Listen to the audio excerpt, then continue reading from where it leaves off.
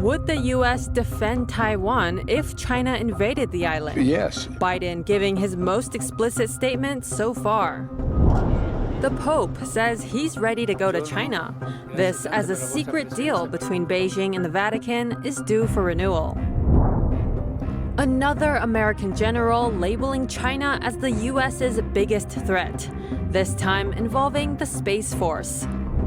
Starbucks Coffee with an ambitious expansion plan, planning to grow its stores in China despite widespread lockdowns.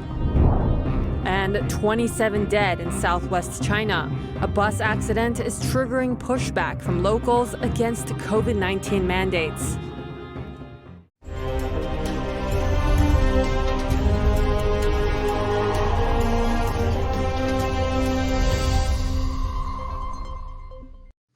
Welcome to China in Focus. I'm Chenny Wu, in for Tiffany Meyer. President Biden says U.S. forces would defend Taiwan if China tries to invade. He made the statement on Sunday in an interview with 60 Minutes on CBS. This is his most explicit statement so far on the issue. Here's more. Taiwan makes their own judgments about their independence. We are not moving, we're not encouraging their being independent. That's their decision. But would U.S. forces defend the island? Yes, if in fact there was an unprecedented attack. So unlike Ukraine, to be clear, sir, U.S. forces, U.S. men and women would defend Taiwan in the event of a Chinese invasion? Yes. However, the White House said after the interview that U.S. policy hasn't changed. That policy says Washington wants to see Taiwan's status resolved peacefully, but doesn't say whether U.S. forces might be sent in response to a Chinese attack.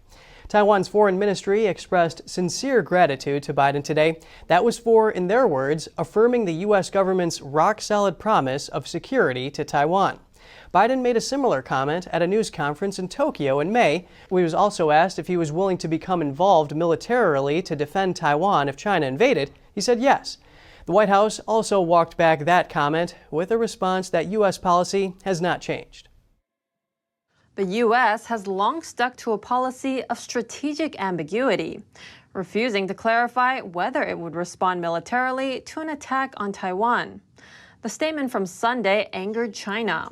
It lodged what it called stern representations with the United States and accused Biden of sending so-called wrong signals to Taiwan. The European Parliament passed a bill 424-14 on Thursday, condemning Beijing for its live-fire drill in the Taiwan Strait. The lawmaking body urged Beijing not to destabilize security in the region. It further called on the European Union to boost its ties to Taiwan. Leaders and royalty from across the world gathered in London on Monday to mourn Queen Elizabeth, Britain's longest-serving monarch. One of them was China's number 2 official, Wang Qishan, serving as a special envoy for Chinese leader Xi Jinping. Wang joined some 500 other foreign officials at the ceremony. Wang's face mask stood out during the event. COVID-19-driven restrictions have widely loosened across Europe, while China is holding firm to its zero COVID-19 policy, its rules making wearing masks mandatory. Wang also viewed the coffin of Queen Elizabeth the day before in London's Westminster Hall. This after a media report last week said China's official delegation would be barred from attending the vigil. Some British lawmakers had raised concerns about inviting representatives from China. Several UK lawmakers were sanctioned by Beijing for criticizing human rights abuses in the Xinjiang region, an area the Uyghur ethnic group calls East Turkestan. Chinese leader Xi Jinping was in Kazakhstan last week, the same time as the Pope. When asked about a potential meeting with Xi, the Pope said he didn't have any news about this, but is always ready to go to China. In response, a spokesperson from China's foreign ministry said Beijing appreciates the Pope's goodwill, but noted there was no free time on Xi's schedule. Xi had traveled to Kazakhstan for a meeting with leaders there, while the Pope was there for a state visit. Meanwhile, a controversial deal between Beijing and the Vatican is due for renewal. A Vatican delegation recently traveled to China to discuss the deal, and Holy See officials expect to extend it. The deal gives the Pope authority to appoint bishops in China. It also allows Chinese Catholics to recognize the Pope as the leader of the Universal Church. Prior to the deal, Beijing appointed bishops on its own. It also didn't allow Chinese Catholics to recognize Rome's authority. China is home to about 12 million Catholics.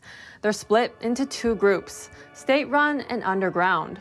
Before the deal, state-run associations rejected the Pope's authority, while underground Catholics recognized it and have often faced persecution for it. But critics consider the Vatican's deal with Beijing a sellout to the communist regime. In 2020, then Secretary of State Mike Pompeo called on the Vatican to abandon the deal. He said the human rights conditions for Christians in China got worse after it was signed. He cited an example of a Chinese Catholic who was beaten and taken into custody for refusing to join the state-run church. Fast forward to today, the Chinese Communist Party is tightening its grip on Catholic churches. In August, police raided house churches in several provinces, including Beijing. An expert says the Pope is in a difficult position when it comes to spreading religion in China. Operating a religion globally is that the religion always has to be somewhat, has to work with the state. And when you have a state like a totalitarian China, you have to work with them more than you have to work with them in a place that observes freedom of religion and where there's lots of civil society activity like in the democracies. Last month, a top political advisor in the Chinese Communist Party met with leadership from two state-sanctioned Catholic organizations. The advisor, Wang Yang, urged them to firmly uphold the Communist Party's leadership and push Catholicism to adapt to socialist society. Next, we turn our attention to space. U.S. Space Force Lieutenant General B. Chance Saltzman says China is Washington's biggest threat in the space sector. He's the nominee set to lead the Space Force. In a hearing, he said, quote, "The Chinese are aggressively pursuing capabilities that can disrupt, degrade, and ultimately even destroy our satellite capabilities and disrupt our ground infrastructure." Saltzman said it would be a priority for him to ensure Space Force is able to counter strategic competitors. Because, he says, adversaries are aggressively trying to dominate space and putting U.S. interests at risk. If confirmed, Saltzman will serve as the second chief of space operations. Saltzman added that he's confident in U.S. military dominance, but couldn't give specifics, given the hearing's public nature. Starbucks is coming out with an ambitious new plan to open the equivalent of a new store every 9 hours for the next 3 years in China. Let's take a closer look. Starbucks said Tuesday it plans to have about 9,000 stores in China by 2025. That's a 56% increase, meaning the coffee chain would have to open one new store every 9 hours for the next 3 years. This year's goal is 6,000 new stores. The announcement comes as Shanghai emerges from a weeks-long lockdown.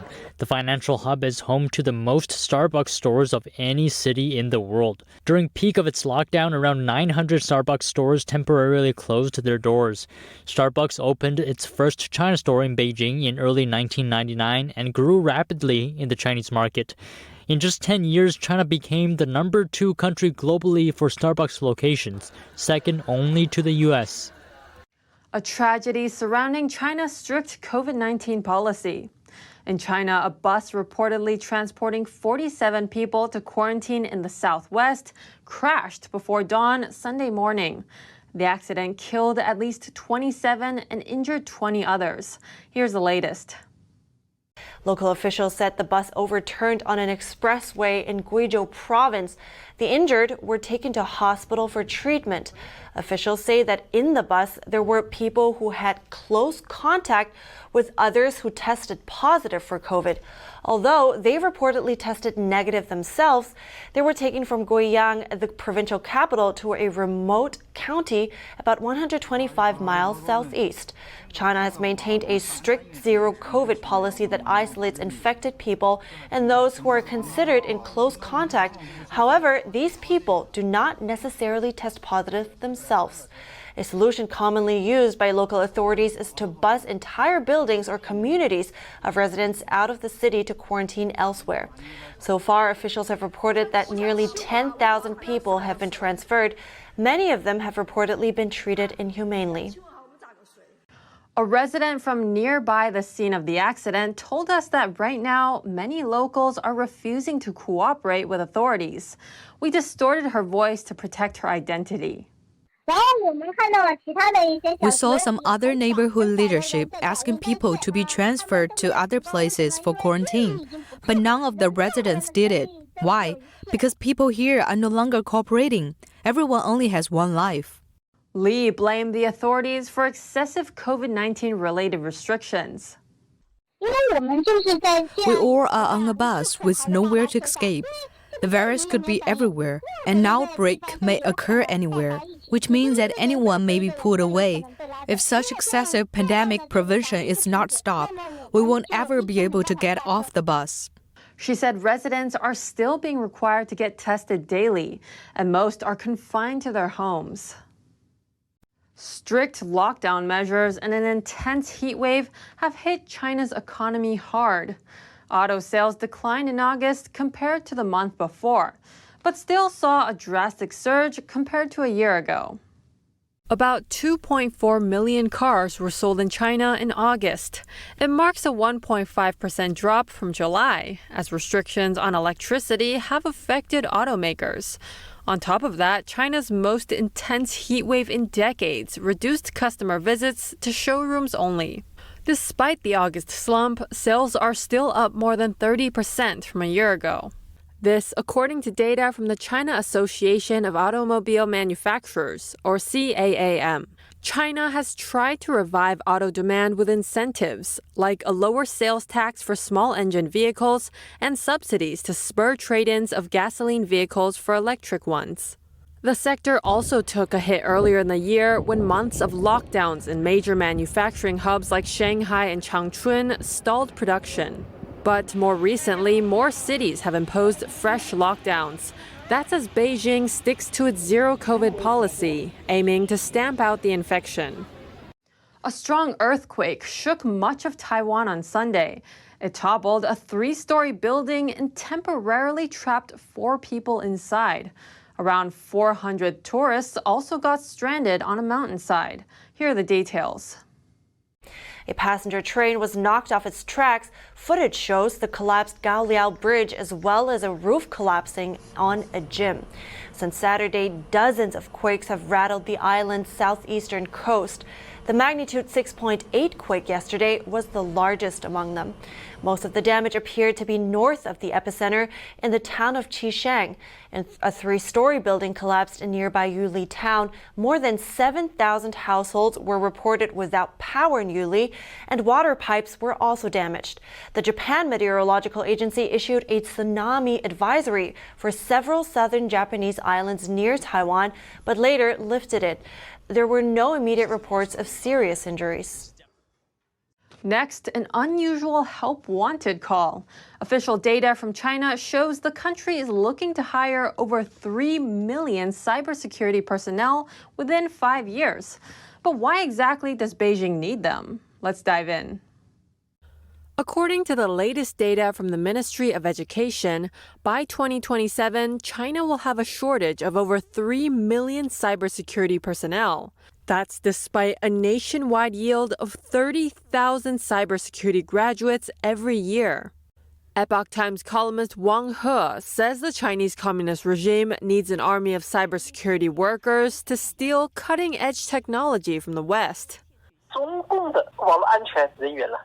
The Chinese Communist Party uses them as a strategic force. Internally, they are used to ensure their corporate network security.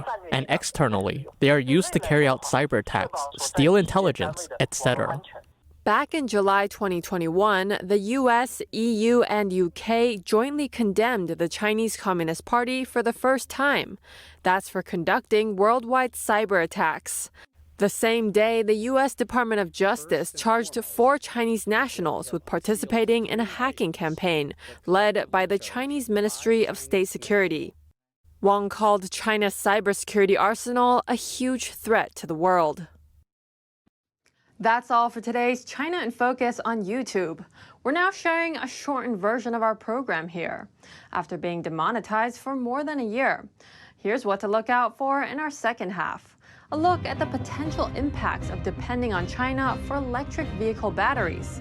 What can business owners do if they're struggling to balance cheap Chinese labor with maximizing profits? We hear from Pete Hoekstra, former U.S. ambassador to the Netherlands, for his take. The full episode is available on our partner platform, Epoch TV. To sign up, click the link down below. Thanks for watching China in Focus. I'm Chenny Wu, and see you tomorrow.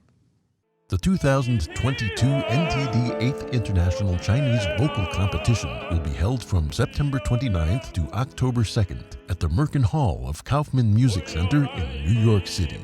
The competition is honored to have specially invited vocalists with the world-renowned Shen Yun Performing Arts to serve on its panel of judges. The gold award is $10,000.